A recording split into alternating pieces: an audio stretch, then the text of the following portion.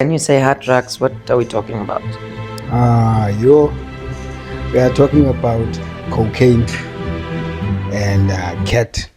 Man, it's not worth it because I lost a lot of friends, a lot of people like with promising futures. Some of them died. Then I was chased out in June. I had to see Bandi and Zanjani struggling. It's basically not a family that helped me to stop using drugs. It's other people that I don't even know. I almost lost a life because of it. You know what? If you find him, bring him to me. And somebody actually stopped their car and dragged him into the center. And this whole thing with the drugs and everything is just stronger than I am. And I said to Likai that, yeah, it's stronger than you are, but it's not stronger than all of us together. Now you guys are facilitators. You are dealing with youth that has similar issues than you. Eavesdrop.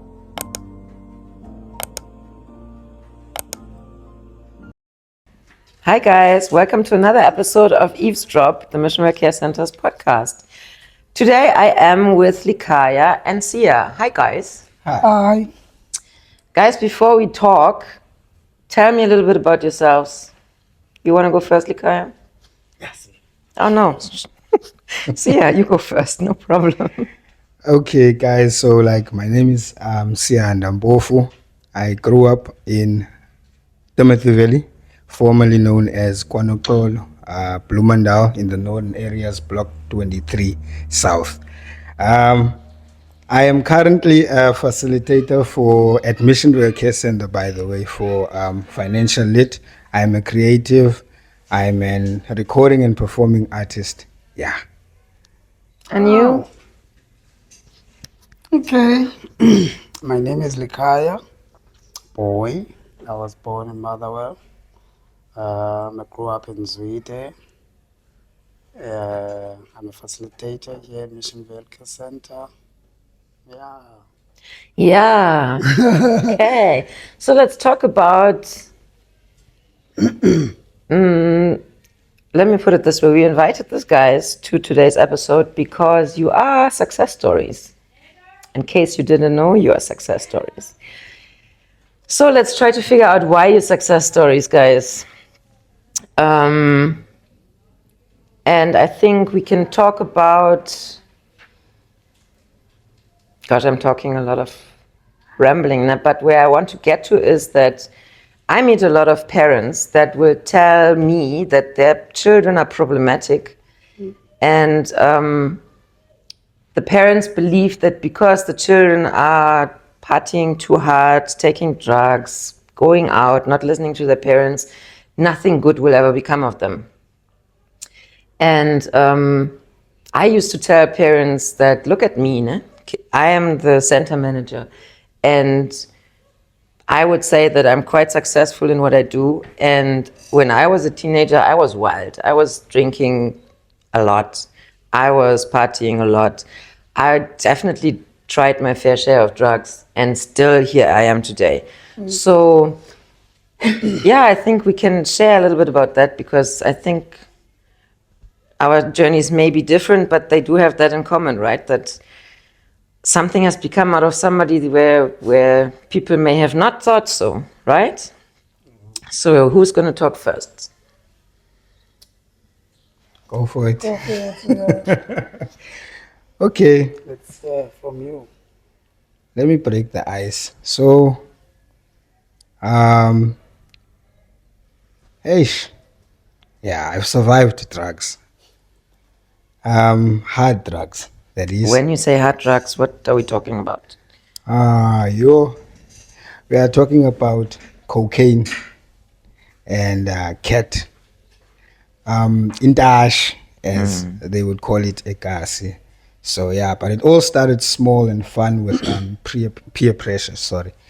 It starts out with the weed and the partying, alcohol, poof, because most people don't understand that in as much as alcohol is for enjoyment or some It's just for like celebrating, but it can become addictive. And once you start using it for depression and anxiety, you go deeper.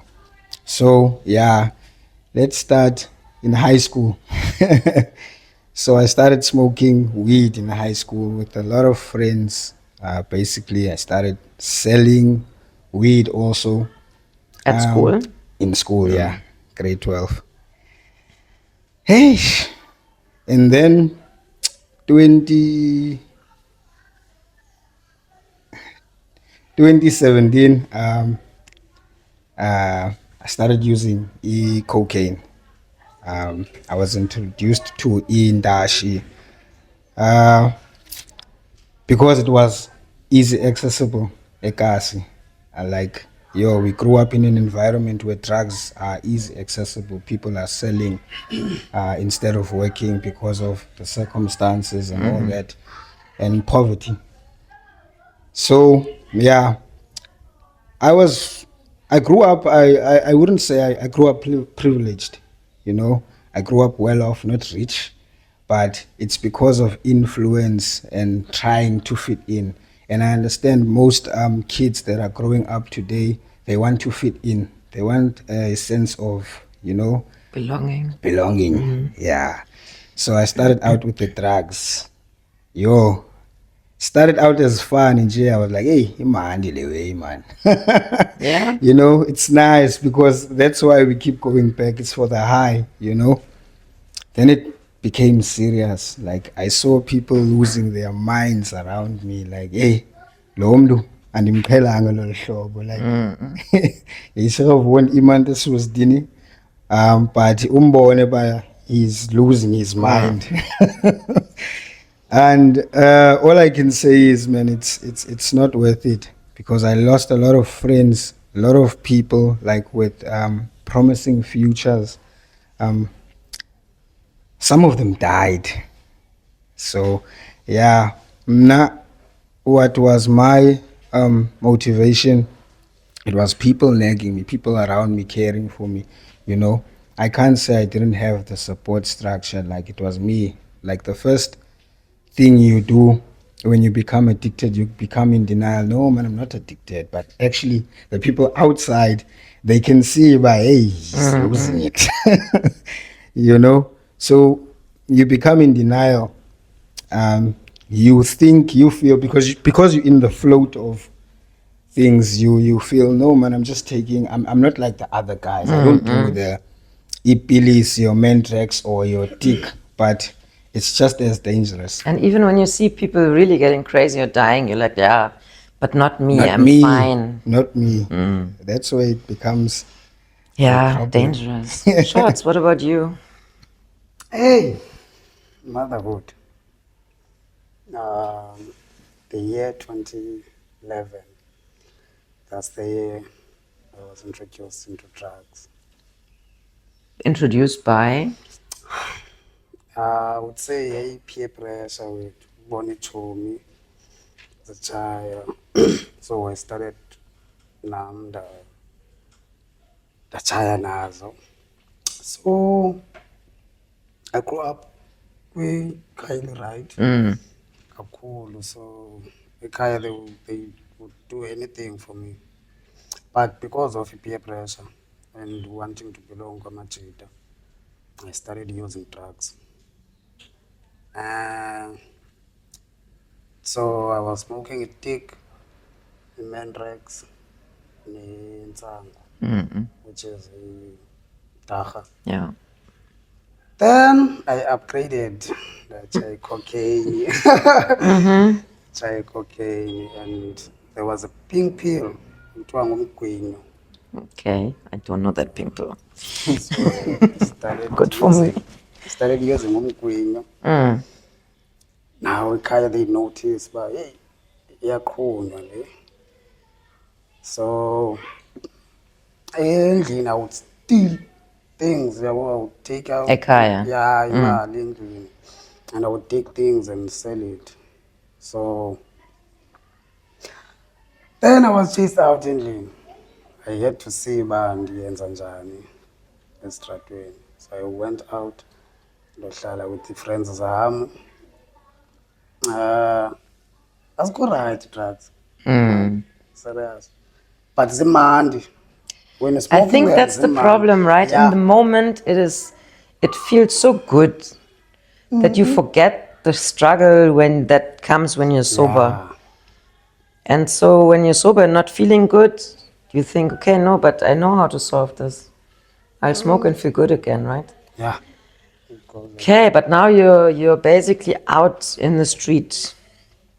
And what was the turning point? Usia said that the family was there. The support system was there. They were nagging him to do better, to stop, to come back to Yeah. there. So you were kicked out. I can imagine it was different to Sia's story. It's totally different, man. Uyabona, the time I was out in the streets, and I met some people that I don't even know. Uyabo, so they tried to tell me, hey, Fondini, man.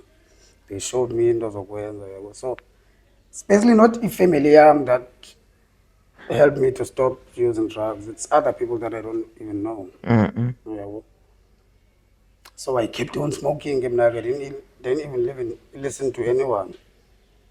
Chaya, and I got shot up in Lenzen. When was that? It was 2018.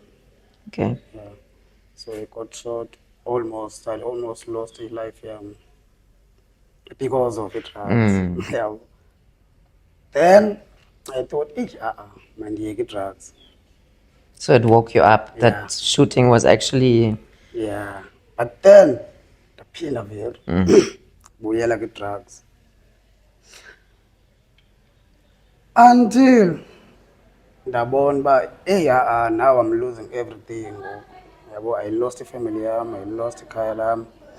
Now like anandawo ohlala, andinambahla. Like I'm Totally out. yeah. Then I told myself, mandiyeke le. Then I started coming out. I came to the Mission Medical Center. And so coming to the care center, let's talk about that. You didn't come straight to volunteering. You came as a community member partaking in our programs, right? So how was that? I believe that time you were still using, right? Yeah. Yeah.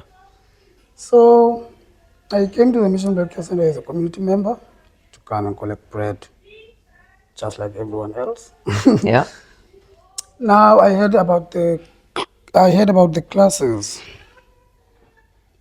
And I think I was in one of your class, the reading class. So I attended the class,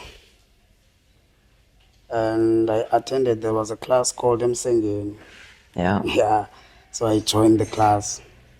Then there was a project up in Rovini, a building project. There was a girl who Yes, we lost a shack in a fire. So we had to go and build La Shack. So I was part of that. Then I stopped that week because of every day I was here. Yeah. So I didn't want to go back home. I would go around about 3 or 4 at home. So coming here kept me Kept you sober, yeah. actually. Guys, listen to that. That's just, I think that's outstanding. Hey, to think that we managed to keep a person busy enough that they felt they can actually be without the drugs. I think that's very, very special. And fast forward, now you guys are facilitators. You are dealing with youth that has similar issues than you. And I think I want to share with our viewers that we had an educational training that deals with people that have issues with drugs. And the whole youth team attended the training, but Likaya attended one session and kind of ran out of the second and disappeared for what, 2 weeks? It was 2 weeks. Yeah. So the beauty of being part of the Missionville Care Center family, I think, is that in this 2 weeks, all of us were looking for Likaya everywhere, and people would see him here and there and report to me that, Mother, I've seen Likaya. He looked very, very out of it. And I said, you know what? If you find him, bring him to me. And somebody actually stopped their car and dragged him into the center. And I think I will never forget that, you coming to my office and telling me probably your deepest, darkest secret, and us going to the team and basically being forgiven and being given a helping hand to know that, no, you are not alone. Because what Likaya was telling me is that this whole thing with the drugs and everything is just stronger than I am. And I said to Likaya that, yeah, it's stronger than you are, but it's not stronger than all of us together. I remember I said that. And I mean, here we are. And now you're a staff member at the care center.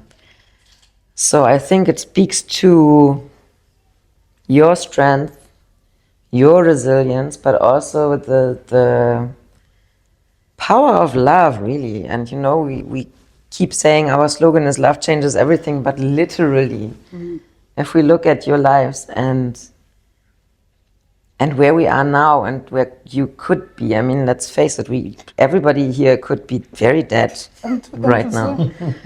To add on that, that time that I was missing and you were all looking for me, I totally lost it, and people were busy begging me, but you when I come back to work, and I said, I'm not coming back to work. Like, I had this heavy load on me.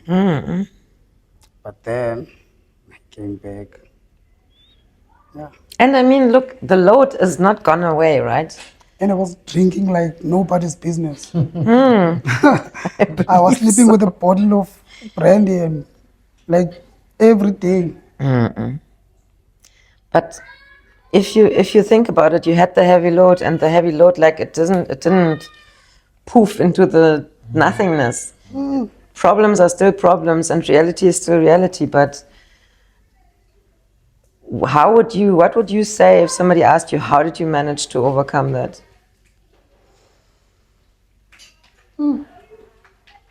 Because here you are dealing with it. Mother, I think it goes back. What do you want in life? Like knowing yourself first, who you are. Then what do you want? How are you gonna get there? Then you look for the things that hold you back from not going to what you Then you let go of them. Because of I sober, like now I'm 9 months sober. Guys, 9 months sober. Really? So, like I was drinking alcohol like nobody's business, and I would get paid here, and 2 days down the line I would have nothing. Because of the first day I get paid, I would take my friend to see ya. Were you enabling him? And we would party the whole weekend until we have nothing left. Then we go and borrow. See that we borrow money or we borrow alcohol. You see? So I thought to myself, man, let me let go of this. Man can because of even assembly. There's things that I'm short of that I can't do because of this thing with so Wow. Sia, what about you? Yeah, I think I agree with him on that one. Like, it's self-reflection, knowing what you want and who you are. It starts with yourself, because you can have a million people around you supporting you, but if you don't want to take the step, then go out. Yeah. And how important would you say was the support of your team members? Both of you, either of you. Yeah, zimboza hizo. Zimboza hizo, like nyani. Like they're like family. Yabo. Pana, like, man, you get the support that you need, pa. Yabo, they're like family members. We share everything. Yabo, so it's easy to say ingxaki zakho, and you get help within. Yeah. And what I also love about the team is that you also get tough love. Just like a family, right? It's not all rosy and great. Like they'll call you out and Yeah. they'll hold you accountable to your shit. Even if it's not easy to swallow, it's still helpful at the end of the day, right? So, looking into the future, I hope that we will have a lot of seers and a lot of likayas coming through the Mission Well Care Center gates. And I'm excited that they will meet people like you, who I think are exceptional role models to those people. And if you think of us hopefully starting a program, a 12-step program, that's similar to Alcoholics Anonymous and Narcotics Anonymous, what is your outlook into the future? What do you think it can do to our community? So we've already started like since last year, and we have these talks in our support groups. I must say, what the Mission Well Care Center have done for Shorts, it can definitely do for the next person, because we've actually seen other success stories behind the scenes, you know. We've seen people wanting to change their lives. If you can have someone that you can relate to, sometimes it helps, because it doesn't help if someone is going to talk or try to motivate you that has never been through similar or the same, or has never drank alcohol. Yeah, boy, you're not going to feel you don't know what you're talking about, because it's hard. Addiction, it's hard to come out of addiction. It's really hard. So it's possible. We do have sessions where we go and try and teach school children, as your Galvindale High School. We've done it, I think, last year. So we are starting to initiate programs such as drug education. So yeah, I feel like we can play a big role in it, such as the Mission Well Care Center has done for Shorts and I. Yeah. Awesome. So as I said, I've met quite a lot of parents that will tell me that, hey, this child of mine is never going to be anything, full of nonsense, blah, blah, blah. And I'm thinking, like, I know what I tell them, because I tell them, look, listen, look at me. But is there anything you would like to tell the parents out there that may be watching, that experience children as you were, as we were? What would you tell those parents now? First of all, we do understand the frustration, because I mean, these people invest so much in us. I've had those words, experiences, like my father telling me I'm going to amount to nothing, but it's all out of love. As you have said earlier, you have to experience tough love in a family. My mother telling me that she wished that I was never born when I was a para, like diphenduke para nyanyan. For me, having to look in the mirror and seeing myself by, this is not me, you know. Some situations differ, mother.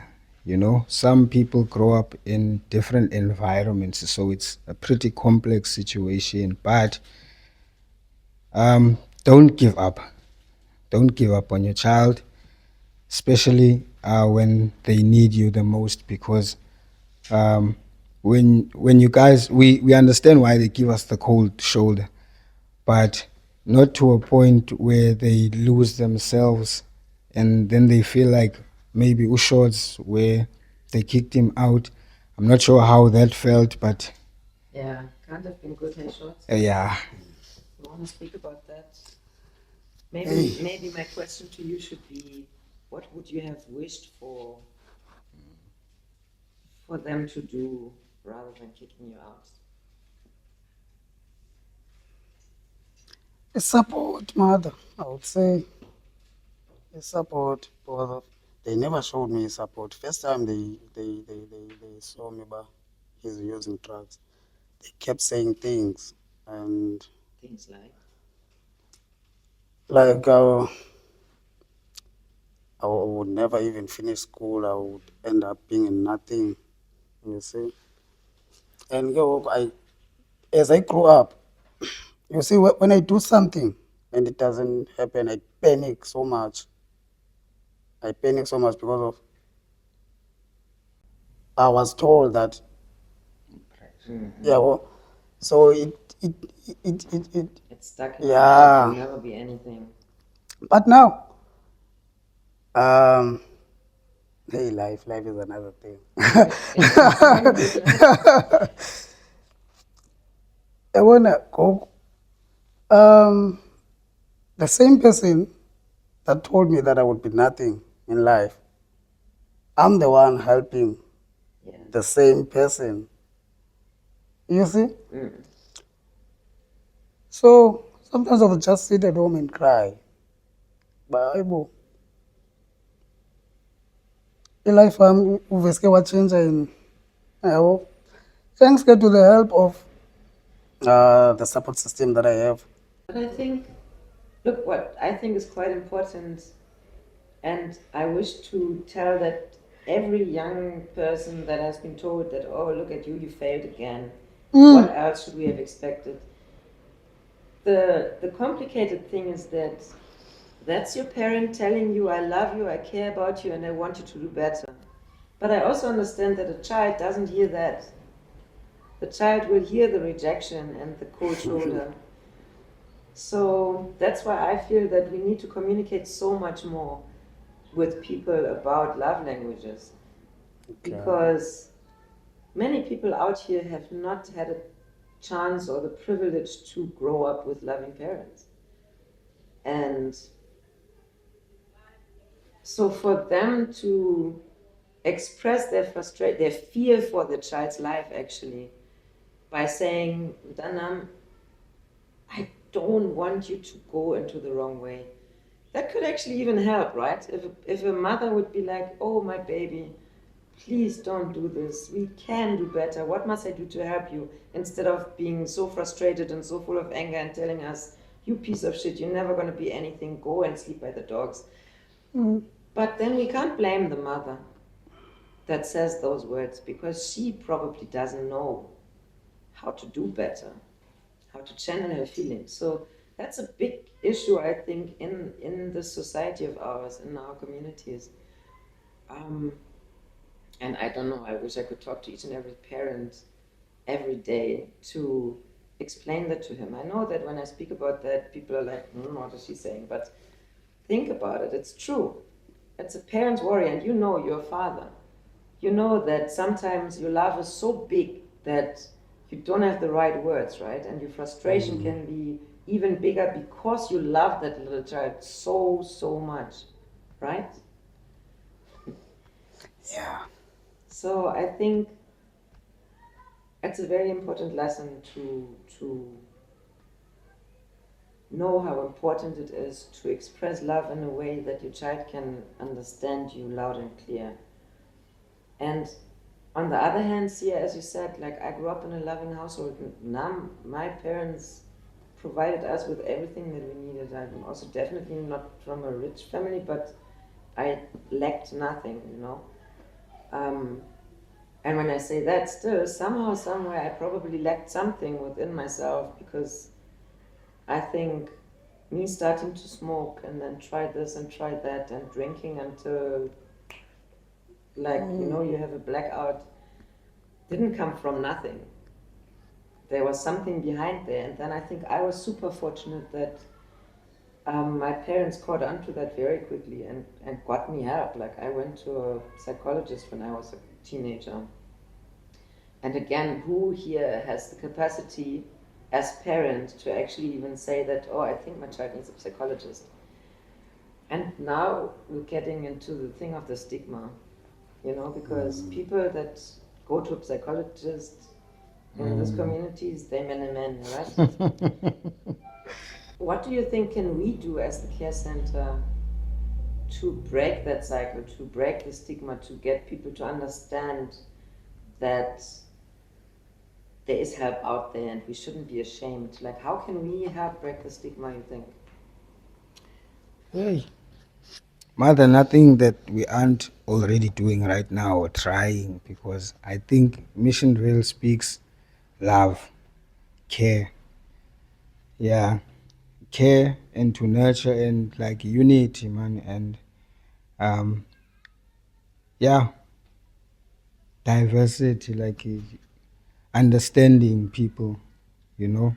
If someone feels that they are understood, then the rest is noise. Um, Mna ne up before like this days of Mission Welcare Center. I didn't even know Bakuko. There's a place called Mission Welcare Center. Okay. I had a friend of mine that I used to smoke with that he used to come here. So this other day, Watimande Mkabi, then we came here. So we came here, then I kept on coming here. Then he stopped. Now I think I was I was with you the You were time. with me, yeah. We did the story dozer, right? We read the book. Yeah, no. The other day, I think we were going to a house.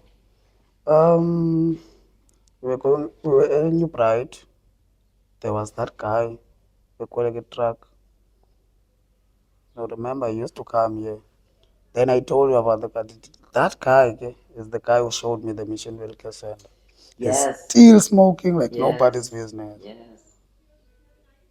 Yes. He's very high. Like every time I passed him, I pass him. Like I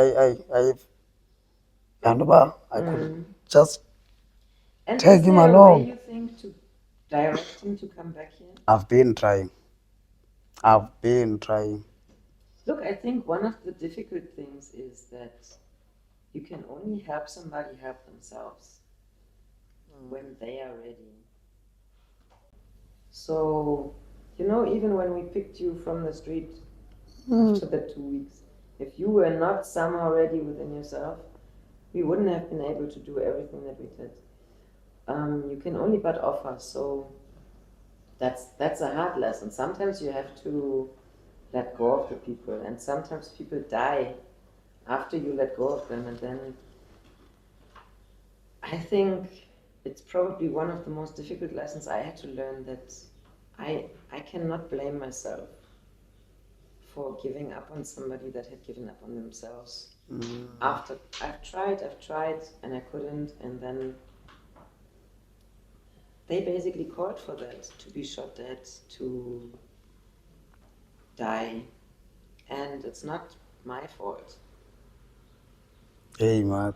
Yeah, well, Every time I pass that guy, it's like ngathi ndiyamtyala, man. Yabo? but you tried, and you will probably continue trying. And you know, hopefully, one day he will be ready. Hopefully. Yabo. And I think ifamily nayo iyayikhoza into yokuba like youth ingene into drugs. Yeah, but remember when I say there's nobody to be blamed, Yeah. I But- think that's super important to me, because they do the wrong thing, yes.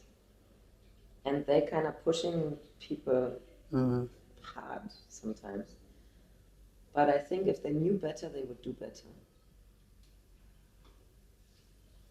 you think the same. Hey, yeah. You can only save some people, or you can only save people who wants to be saved. Can't save everyone. In fact, you don't save anybody. They have to save themselves. Short saved himself, you saved yourself. We were just being crutches along the way. Because you can only do it yourself, really. Yeah. And to answer your earlier question, I think it's ngokumada. I feel like in the near future, or even pambilana, 5 years, 10 years, 15, can even be 20. I feel like Missionville Care Center should have like many branches. In like, I feel like if KwaNoxolo would have a Missionville Care Center, it would make a difference. Or in New Brighton, like, yeah, I feel like there are centers, but I've never seen like the stuff the facilitators, like the people here do in any like facility, like nyamanyanyan. Like nyanyan, like some people are only there to do their jobs, whereas here it's a passion, So yeah. Yes, I've noticed that. Yazi apha leli ithethayo yoba some people are there to do their jobs. Yeah. Apha awusebenzi nangecontract apha. Contract yakho ibhala uba wenza le into, but you end up doing more of laa nto ibhakula contract yakho. Like uyenza ngentliziyo. Uyabo? Think so, yeah. Yeah. Thank God. Thank God. I think it's part of why I'm incredibly proud to actually be the general manager of the care center, because I think we have something very special that you don't find in many places, and somehow it's so interesting to me that we seem to find the right people, or maybe the right people find us to join the family. Yeah, and I think I've said it before, when the manager refers to the employees as a family, then usually everybody rolls their eyes because the manager thinks. But here I think it's genuinely like that. Like never worked in an environment where it was such a close-knitted, loving community actually. So I think it's very special. All right, guys, thanks so much for being here today. Wasn't as bad as we all thought, right? Ish. Yeah. All right, so you viewers, don't forget to share, subscribe, like our podcast, and see you next time. Peace out. Yeah.